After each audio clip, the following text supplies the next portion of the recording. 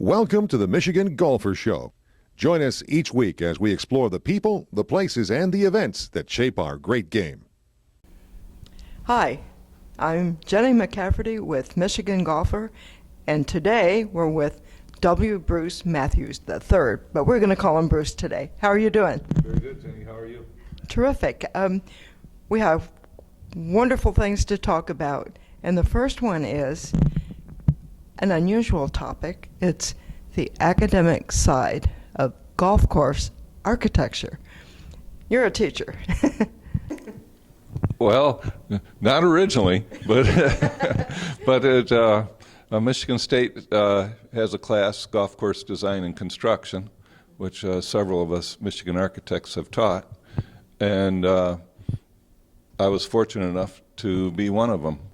It passed down. Bill Newcomb was the first one that started with it, and then my Uncle Jerry taught, then I taught, and now it's Chris Wilczynski's turn to teach.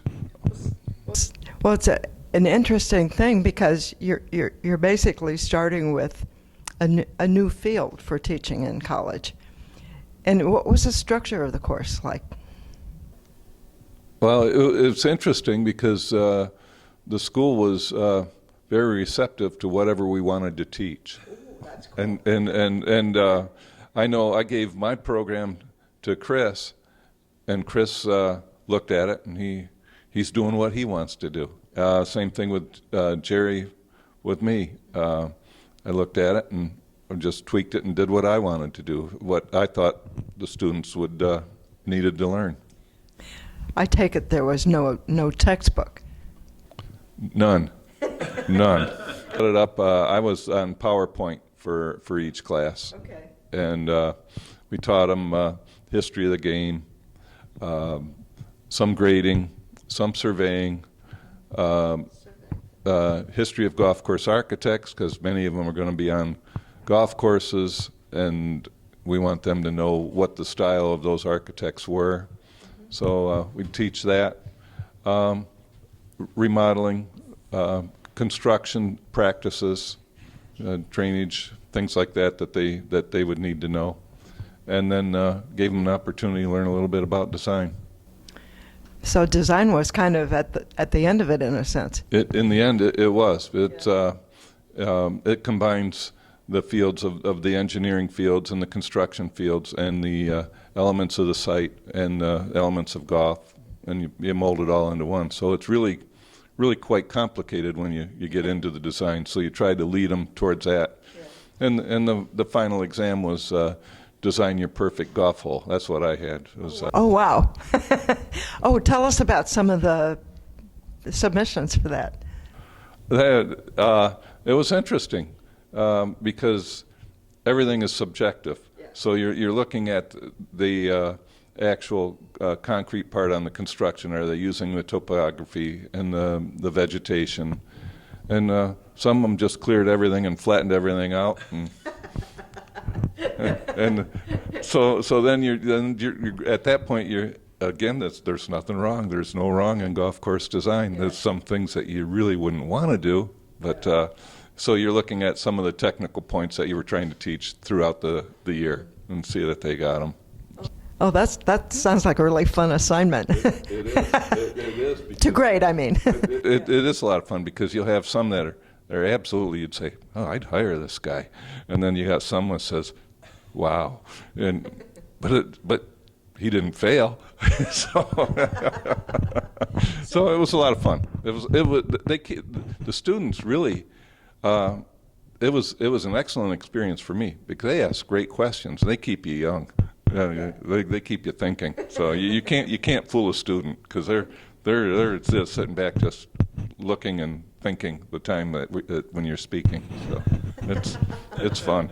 So when you're talking about designing tees, to what extent do you take account women and seniors and all that?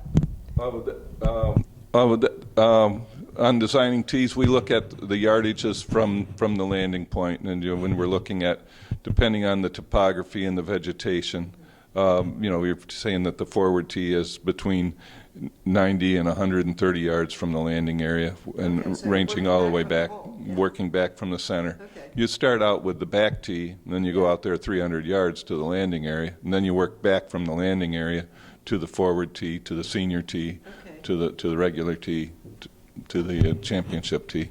That's interesting, because one of the things I noticed, because we've played a lot of courses, is about half of the time the forward tee is an afterthought.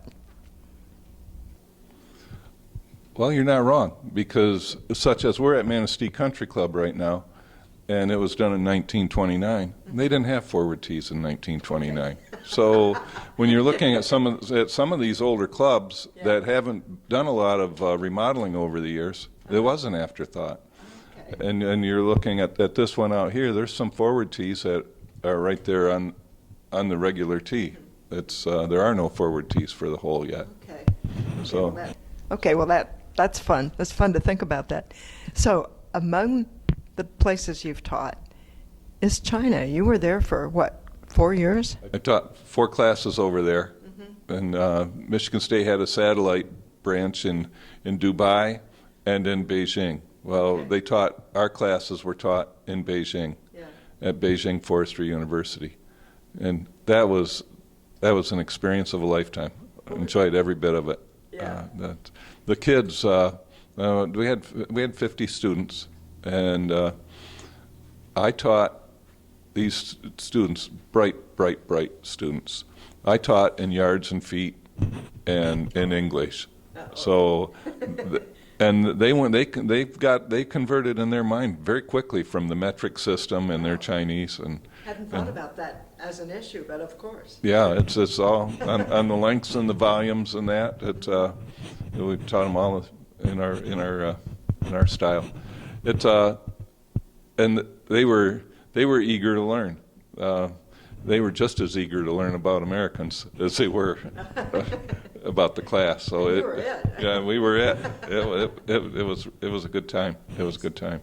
So, but in terms of architecture, what kinds of courses did they have a chance to actually see? There was one local course. China, as big as the country is, has the same amount of courses as the state of Michigan. So they're far and few between, and they're in the high population centers. Okay. We were fortunate there was one 4 miles from campus where we could go out and field survey, and we were fortunate. There was great superintendent there, and we'd take the class around and say this is the slopes on the tee, the slopes on the green, and why the slopes were there, the drainage.